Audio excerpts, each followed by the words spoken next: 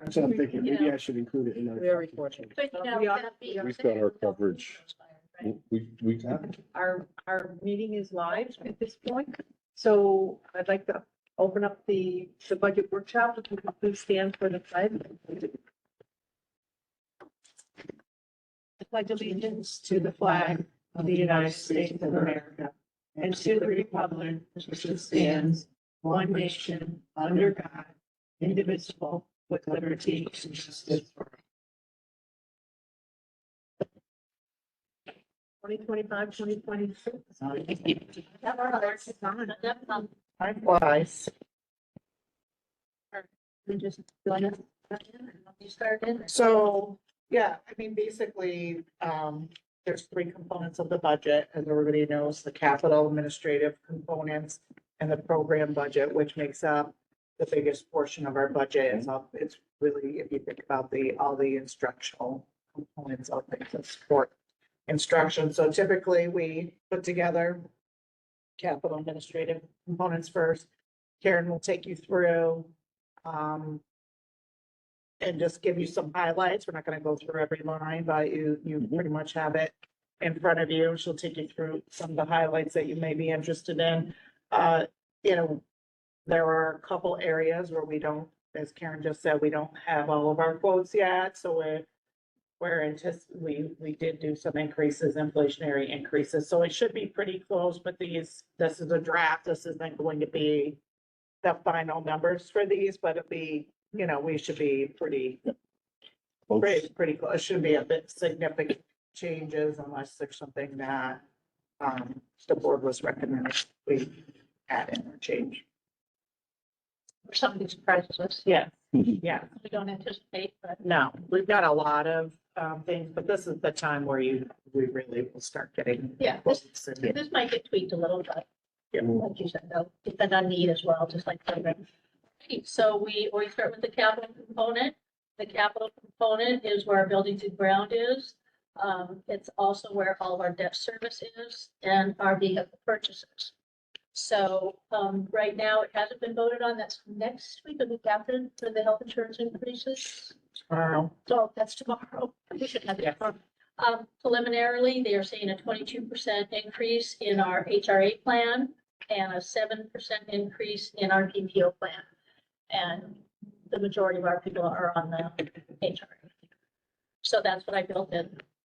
We are hoping to purchase 2 new full-size buses. That's our 65 passenger buses, as well as buy out our final lease on a 35 passenger bus that expires this June.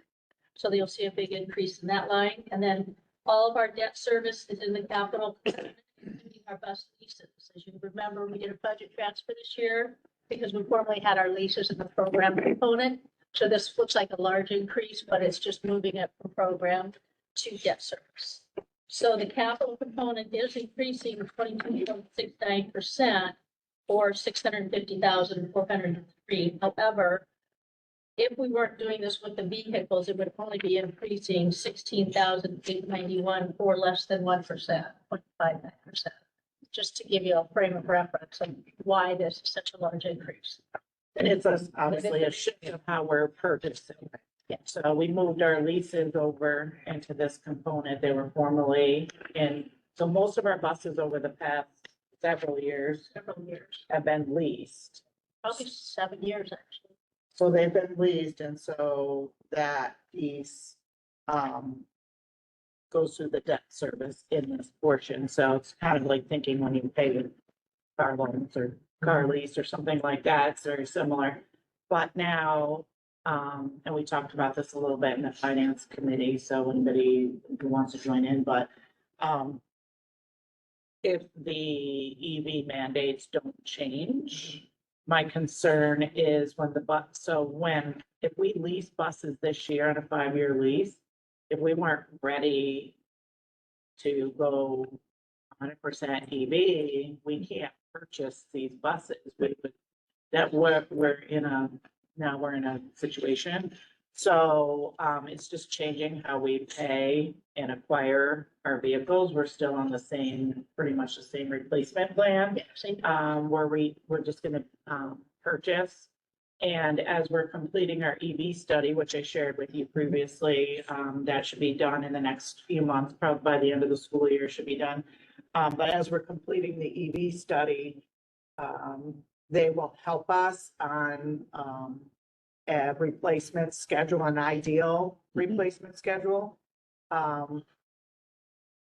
My recommendation, has always been that we're on the back end of implementation. They're part of our recent EV study was looking at the fleet component, and there are 4 runs right now that in the afternoon, there's not enough charge time when the buses go back out to complete the afternoon runs. So that will be problematic. They say over time, the bus batteries will get better by the time we're really starting to look at it. They believe that technology will catch up and we'll be able to sustain those runs, but there's also sports trips and field trips and all of those things. Ideally, once everybody is done completing their studies, the state will have a much better idea of whether or not it's feasible. My sense is that rural schools hopefully will be able to get waivers, or there'll be some concession that maybe we have a hybrid type of a fleet, where we would always have some gas buses on hand for the longer trips until we can really guarantee that we don't need to buy several extra buses for these trips. The other thing is our infrastructure. I think I've also discussed this in our infrastructure. Can only support currently, it's estimated. They don't think it would be more than that, but they believe that our infrastructure could handle 2 charging stations right now, but without a capital project of some type of modification to our bus garage and adding more infrastructure in, we wouldn't be able to even charge our full fleet. So right now, tentatively, they recommend that maybe for those 2 buses that we purchased, one in 2027 for delivery in 28, the other one 28 for delivery in 29. Around that time, we'll probably be talking about maybe, if we need to, right, if we're still on the same trajectory in terms of transitioning the fleet, that would be about the time we might be looking at doing some upgrades to our infrastructure for more charging and or contemplating. So they'll work with us on how we transition the fleet, but in the short term, I believe we need to switch from leasing. So it's a little more of an upfront cost, but not these buses will set them would have for 10 years. Usually there's a 10-year, Yeah, 10 to 12 years. 10-year life minimum. So it really kind of puts us on the back end to hopefully get the best technology, the best. You can still keep. Yes. Yeah, so you can keep that, but you can't. But you can't purchase after that. Yeah. There's possibly, I honestly, I don't know all the details, because we're not ready to purchase, but there's a period of time where you can, if you have to buy 1 for every Yeah. gas bus, you have to buy an EV bus. There's grants, there are a lot of those things, but if we don't have the infrastructure to sustain that. Yeah. I think they will look at the cost savings, as an aside to this, and I know we're getting a little off track here, but I think it's important to understand why we're doing this. Yeah. But I think there is,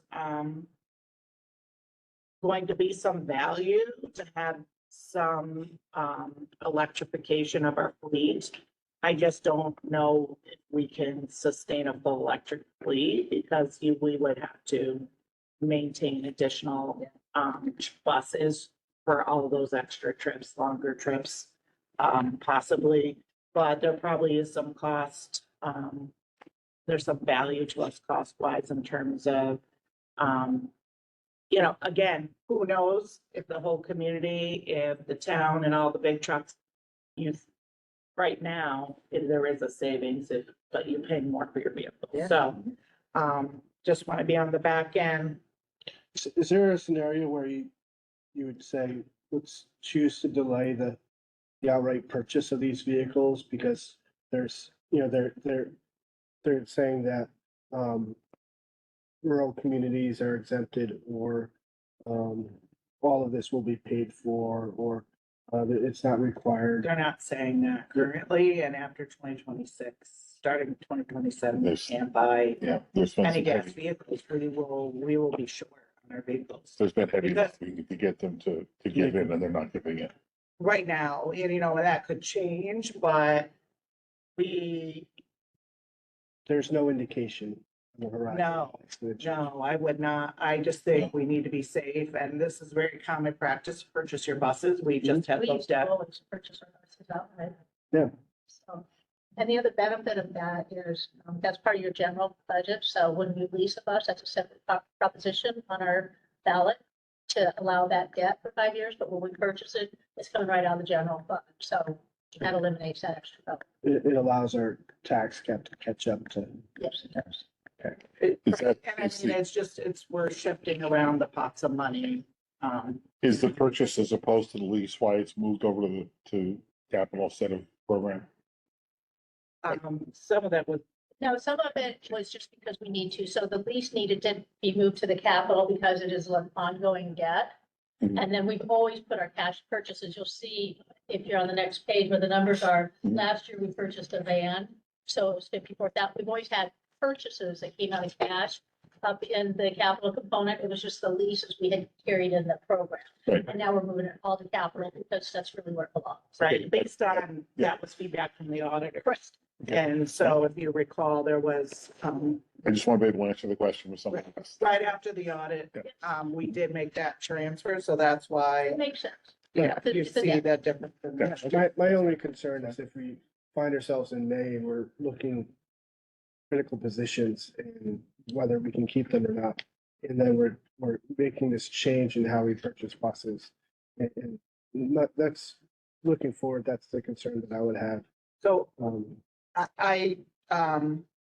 I appreciate that. I'm not giving you any indication that I want to be careful about having those conversations without all the numbers, because I'm not feeling have like to- we're going to be there, and I don't want there to be good. people to be unsettled. Yep. In the community thinking, or in the faculty staff, that we are considering we are making those considerations. Mhm. Right now, These are just the numbers we have right now. these are the numbers we have. We're working in the program. It is going to be tight. We're going to need to use fund balance, but, again, we're in the early stages. We don't have the sense like last year that there was right sizing that needed to be done. You're going to see some increases even in the program budget Mhm. because we have to put money back in that for the last few years, especially last year, we took a lot of things right out of the general fund. Sometimes if you know you might get small grants, you're not 100% sure, you leave it in there and then you pay it with the grant, you've got some fund balance to push forward. But with last year, we did not do that, so we do have to put some professional development back in for summer materials and supplies, some textbook purchases. So you are going to see an increase. There is going to be an increase in the program budget. But again, based on some of this grant situation, we had a little more left over than we thought, so we were able to push some purchases into there, create a little fund balance that we can carry over, and that will sustain us. But we do still have to be mindful. This isn't like, hey, we don't have anything to worry about. We have to be very thoughtful and mindful over the next another year or two until things really settle. And that's why if you look at some of these lines I put based on the past 3 years, I'm being very careful to go through and see, do we need 180,000 NRT to go out? So I bumped that down. Who knows what tomorrow will bring? It may skyrocket and could bite me, but these are the kind of things that we're really, every line we're trying to analyze. So, unless, there's nothing real significant here other than the bus purchases and then the decrease in their fuel oil. The rest is all salaries and benefits, and those numbers are set for us. So nothing shocking on this page unless anybody has any questions about any lines. Salary should just have somebody that's further on the scale. So there's a larger jump. What's that, like an 8% increase? No, this is either, there's some WASIA service employees in there and some of our, depending on where we are, some of our management confidential.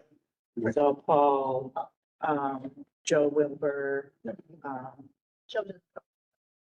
oh, yeah, Joe, yeah, for the transportation piece, but That's a separate budget. when that comes out of, yeah, That's right. yeah. But So there this is are buildings and some, grounds. yeah, there is This some, component with personnel is all buildings and grounds and our resource officer. Okay. Which she doesn't get any of the benefits, but.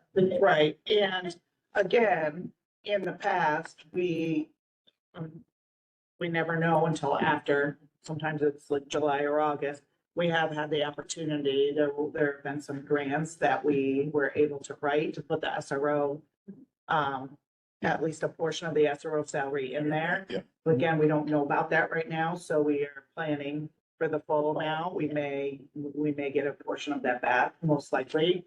So that's kind of part of the delta with salaries, non-instructional for this grant funded. Yeah, that didn't go up per se, but, yeah. And then you also, Wasia and some of the salaries are going up 3 to 4%, 3.5-ish. So, And then, again, this right here, when you look at the contractual and the supplies and all this, this is Paul's budget. So he goes over it, he went over it with Julie, then he goes over it with me. So it's really been fine tuned. He brought his contractual down 47,000. I mean, that's pretty impressive because he knew he didn't need it. So, I mean, everybody is really looking at this seriously, right. which I think is important. But like Julie said, I did put the SRO in 100%, so it does look like a jump. Yeah. We may be able to put it in grand. Yeah. Yeah. Yeah, there's no increase in what we're paying there. No. So that's salary.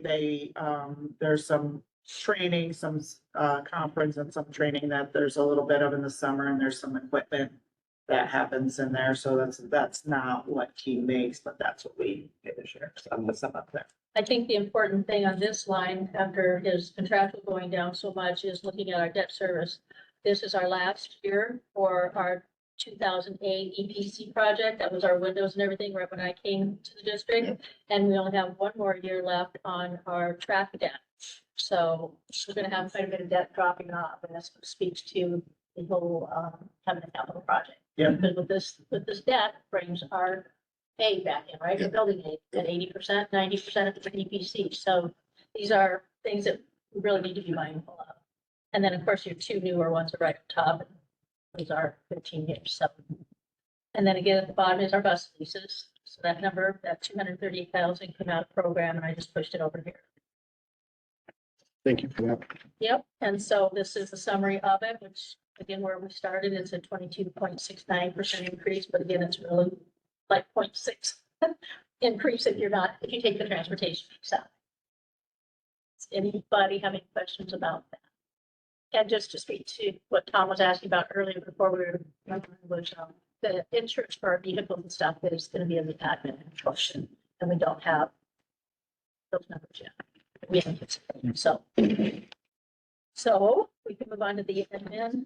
That is where the board lives. That's where our central services are, our administration, their secretaries, financial, and our legal.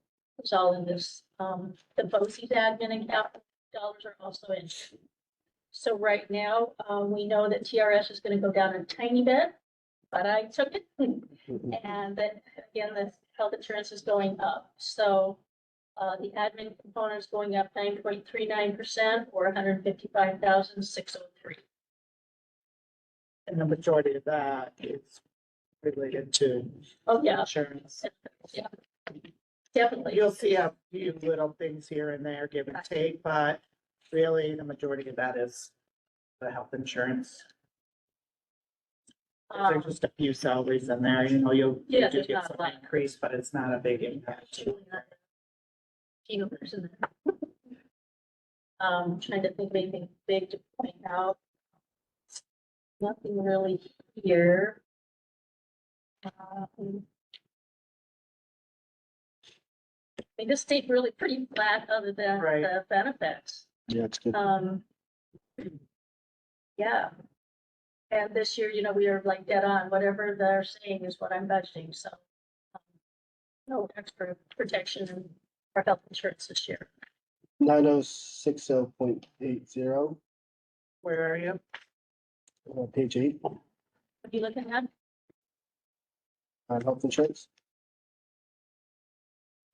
anticipating a decline, Yes, is that right? that's just a plan change. Yep. Oh, from like HRA to Remember PPO. when we talked in the finance committee? John, it's one of those today, and this, I've never had two bills in a row that are the same amount. Yeah. People get married, people pass, people divorce, people have a baby. I mean, it is constantly, children age out. They hit 26, they're off the plan. Yeah, and it's completely uncontrollable. Yeah, And this is not a lot of people. Yeah. This is not a lot of insurance plans in this component. right. Not very. So this, as I prepared this, is as of today. So I can't pretend to know what's gonna happen tomorrow. But it did, not much of a change compared to what you'll see in the program is, again, that's where the majority Yeah. of Yeah. your, human capital, Yep. Mhm. resides. Yeah, I mean, I added in, if you're on page 9, I added in $3,000 for our tax bill printing. We used to not even put that in there, but this year, this past year was pretty significant, so I put it in the budget because, Mhm. but again, that's not a lot. We, Julie asked me to add in for the public info person who helps us a lot with our website and our, she gets all the press releases out for us. So that line went up a, So that's for one person. They have not given me the pricing yet. And so, depending on how the program budget comes out and what we're looking like, I may recommend going to 1 person, 1 day a week. So that's 1 day a week. Again, remember though, that line is aidable. So you have money, so what you spend, then you have a portion of that, about 60. Yeah. about half of that comes back to us the next year. So, and would then, so, if we're able to, we may add another day. But, well, I think we don't have the pricing yet from that BOCES and, we'll kind of see how the program shakes out. Yeah, and by doing that, it does create a revenue stream for us. If we use BOCES and there's revenue the following year. It's a smart thing to do. I did raise our printing because I just bought stamps and they are 73 cents a stamp. Yeah. But I think they're gonna go up again. So, and we do a lot. They've been going up twice a year on Yeah. average. Really good. But again, nothing shocking in here. It's all pretty standard. I can't even, nothing's really jumping out. So to Tom's point, I estimated a 5% increase on our insurance. That's our general liability as well as our vehicles. It's not our health insurance. So when I do get an actual number, we'll adjust that accordingly. Mhm. Principals and, oh, the TRS is going down significantly because if we have an interim principal, we don't pay on TRS for them. So that's a nice new savings there. Where are the principals? That's on page 10, under instructional administration. 90, 20, That's 48, $11,500 savings right there. So it's- 90, 20, That's pretty 48, that's bottom line. Down at the TRS, teachers retirement. Yeah.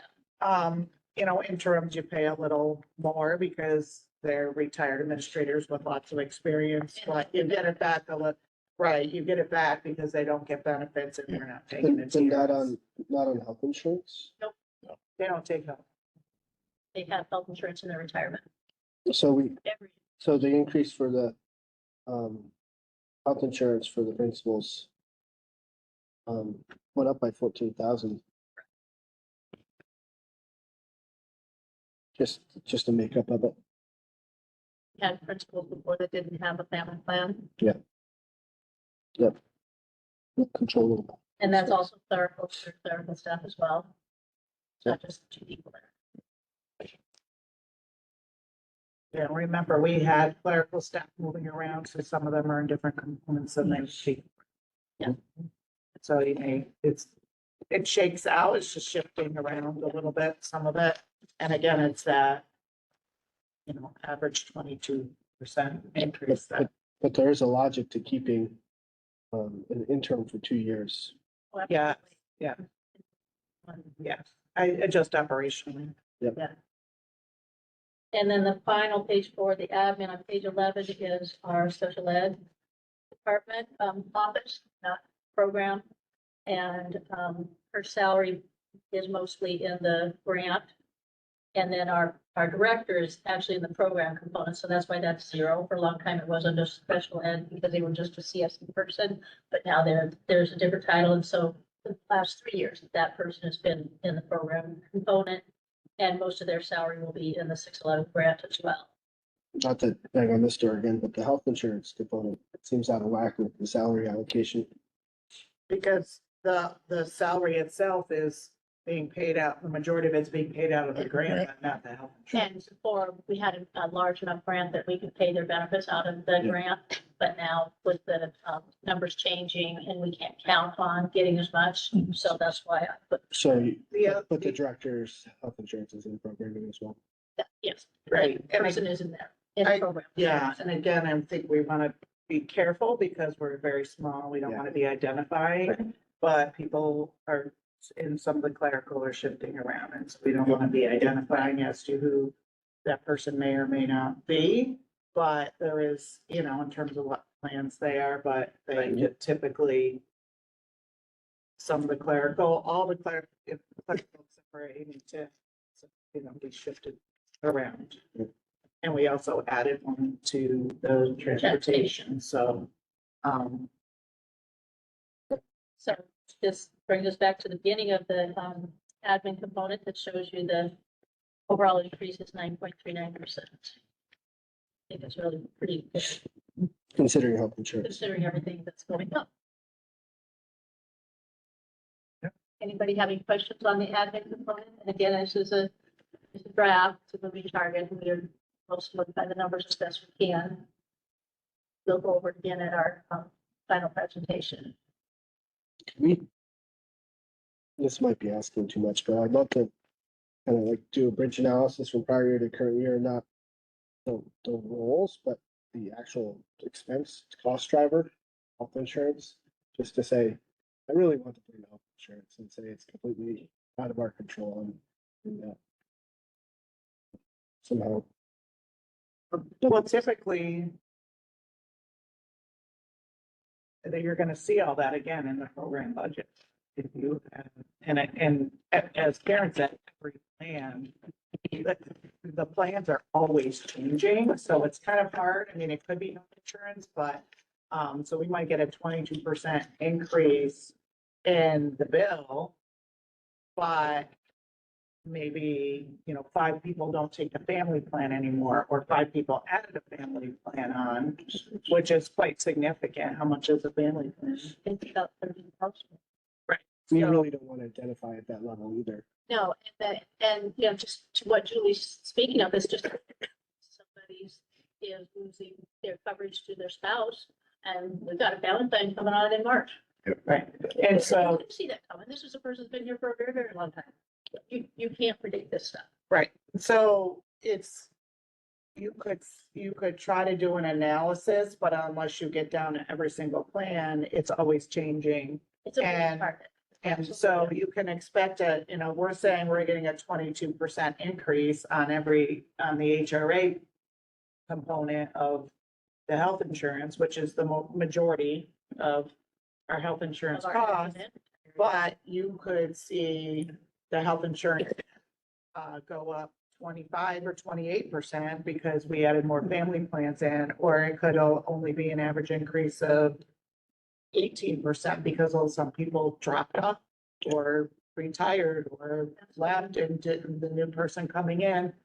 Some of the younger people, sometimes they're on their parents' plan until they're 26. So then all of a sudden, when they go off their parents' plan, you get a lot of kids, or they get married, or those types of things. So there's so many factors, it's kind of hard to, I think, And it's a inappropriate, micro analysis, Yeah. but And if you do a microanalysis, get changed the next day. yeah. but I think, you know, again, you're going to see in some of those lines, the ballpark. Yeah. Increase. And, you know, in something like this where you don't have a lot of change, you know, when you think about the increase in health insurance and overall, we only have a 9% increase, you know, like we did make up in some areas, and What do you think legal's going up? They have increased costs on their end as well. Did they increase their rates? They usually Yeah, they do. do. I mean, they have costs. So that's BOCES. I didn't think the attorney would raise the rates. What page? Public info. What page are you on? Page 9, 148049, BOCES 611. So hold on a second, where are you again? Page That's the 9, public information and Apogee, that's not for the legal. that's not legal, BOCES is, that's the person, the cap region who just came and did the presentation. That's our communications person. Yeah, They put it under staff and legal expenses, that's why I haven't. but when we purchased that through BOCES, so That's the code they To put it under. BOCES, Is this 2 days or 1 day? one day, yeah, that was what I was mentioning earlier, is one day for now, and then I'll see what the pricing is for 2 days, and then, once we see how the program budget shakes out, it's another 25,000, and we're in decent shape, it might be worth it. But we're not 100% sure, so. Yeah, the attorney only went up $900. Very reasonable. Yeah. So, So, and that, yeah, we typically don't go over that, but it's not all retainers. Some of that is anticipated additional costs, so, when you're in a contract, dealers get extra billing. Yep. Karen has a little way to figure it all out and get pretty close. so we're moving this budget process right along since I just came back 5 days ago. No, just kidding. Um, So February 25th is our next shop and we will review the program budget by golly. And we will have a first look at our projected revenue. And we will also review in depth the tax cap levy limit. I want to go over that really well with you guys and make sure you understand how this thing is. What happened? But we should going over it. Unless you have any questions for me or want to see something, Do we have any, I mean, I know that they've done the initial run for state aid. Is there anything more solid out on that or still grasping at straws? No, I think it's a pretty, That's it, right? Yeah. no, but I don't. I think last year was much more at risk. I don't Okay, see it changes. You always get a little less than they say. right, I right. don't see it changing much for us. Okay, that was my question. It's not a Katie bar the door situation. I've not heard a lot of controversy about the formula or any of those things. I think most people were pleased overall. There was an increase to the education budget, so Mhm. that Yeah. obviously is much appreciated. And so I think unless there was some dramatic change of direction for the legislature, I don't anticipate it Okay, changing significantly. okay. Usually you'd be hearing a lot of hubbub. Yeah, but that's why I was asking. It's been pretty quiet and that could be a good sign or a bad sign. You never know. So big takeaway is we have debt coming off after this year. Coming year. And those aren't our biggest debts by any means, but it is just Still. going up this year We're and buying buses. that means Right. more pieces of the building ain't going away. Right, and if you, looked at it, I mean, our building day aid was down a little better, BOCES aid. And some of that, I think over the next couple of years, we'll see the BOCES aid coming up because we took a lot of things that we would have purchased through BOCES and we paid through ARP, so you can't double Oh, dip. yeah, yeah. So so maybe it was, like our data warehouse program, 25,000 instead of purchasing it through BOCES and getting the aid the next year, we paid for it out of the ARP Right. money for years. So again, you're gonna see some increases to those lines, but then next year you're gonna see an increase hopefully to where BOCES aid coming back. For all the effort to, I mean, health insurance. Yeah, I think this is very explainable. Mhm. So you're voting tomorrow. That's gonna be interesting. So we'll have a hard number. Yeah. Yeah. See how that Can goes. you bring that down for us? Just for- Well, you